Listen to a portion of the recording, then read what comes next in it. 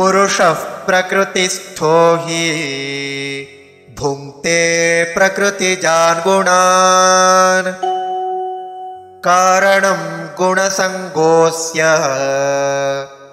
सदसद्योनिजन्मसु।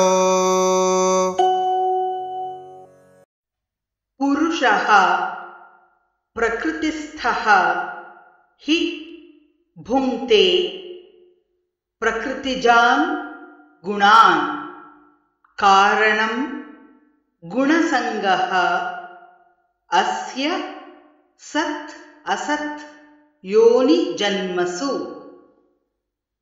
पुरुषः प्रकृतिस्थो हि भुङ्क्ते प्रकृतिजान् गुणान् कारणं गुणसङ्गोऽस्य सदसद्योनिजन्मसु।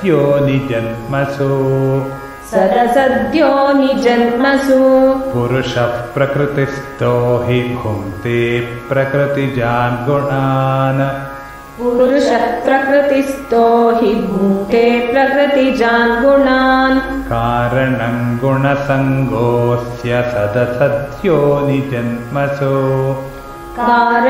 गुणसङ्गोऽस्य सदसद्योनिजन्मसु। पुरुषः प्रकृतिस्थो हि भुङ्क्ते प्रकृतिजान् गुणान् कारणं गुणसङ्गोऽस्य सदसद्योनिजन्मसु। पुरुषः प्रकृतिस्थो हि भुङ्क्ते प्रकृतिजान् गुणान् कारणं गुणसङ्गोऽस्य सदसद्योनिजन्मसु।